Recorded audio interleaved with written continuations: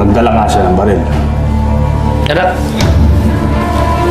bakit mo pinatutukan si Paniki Boy? Dad, inaakusahan niya kayo na kayo ang kriminal ng Caliente. Paano mangyayari yun, Dad? Napakabait yung sa mga taga doon. Binili nyo na kayo mga lupa nila, dinoble mo pa yung presyo.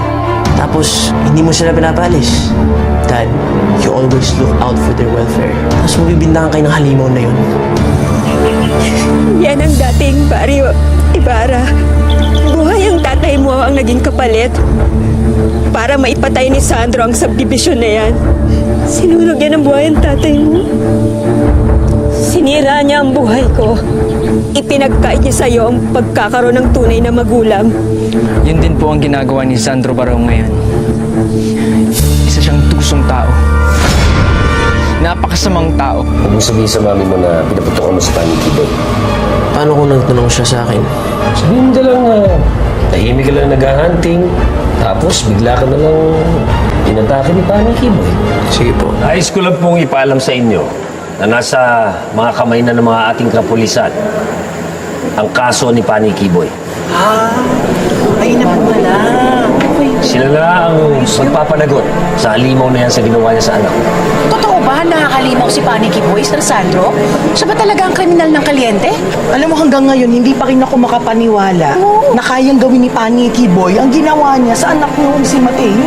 Eh ano pa bang malabo sa kaso ni Paniki Boy? Eh kitang-kita ng dalawang mata ko. Nahawak nung halimaw na yun ang nakasaksak kay Mateo. Tama si Francine! Eh bigla nga siya tumakbo nung uhulihin na natin, di ba? Oo. Alam nyo, may kanya-kanya tayong interpretasyon sa mga naganap. Kaya nga, pinauubaya ko na sa mga kapulisan natin ang pagtugis niya sa Paniki Boy na yan. Kasi kailangan siyang dumaan sa due process, hindi po ba? Tama. Sakayo kami dyan. Pero kailangan mahuli nila sa lalong madaling Sana panahon. mahuli. Ang hinihiling ko lang po sa inyo, sana po ay magtulungan tayo. Tulungan po natin ang ating kapulisan ng tuluyan ng matugis tong Paniki Boy na to. Napakahirap kasing hulihin ng taong lumilipad. Sila nga nahihirapan eh.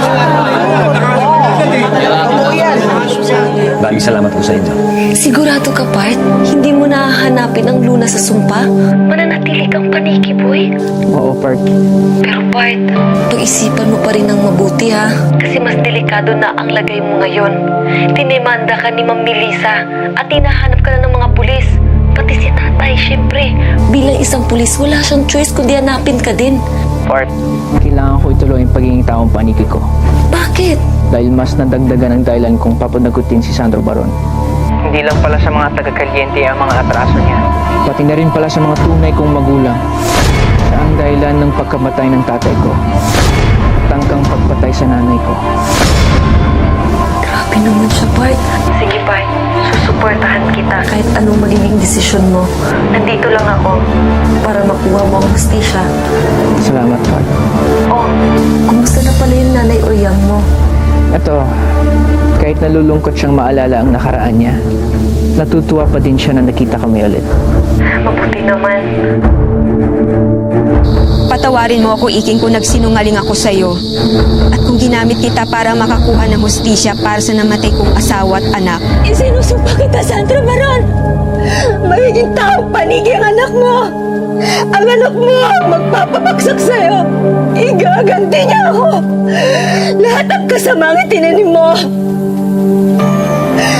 Babalik sa'yo! Isinusumpa! Anak! Nay! Anak, nananaginip ka. Ligtas ka na. Nandito tayo sa kuweba ng mga Paniki at walang makakatuntun sa'yo dito. Dito na tayo maninirahan. Ang asawa ko! Ang anak ko!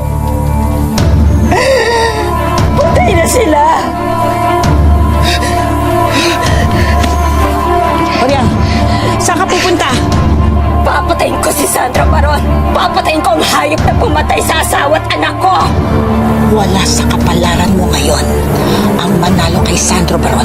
Kung gaganti ka sa kanya ngayon, mapapatay ka niya. Pero kung maghihintay ka, sa tamang panahon, matutupad ang iyong sumpa.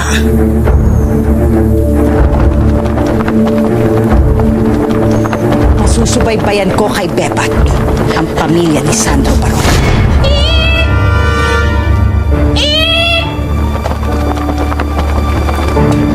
sabi ni Bebat, Nay? Nagkatotoo na ang sumpa mo. Kambal ang naging anak ni Sandro at ang asawa nito. At ang isa sa mga kambal, taong paniki. Taong paniki? Oo. At hindi lang yon.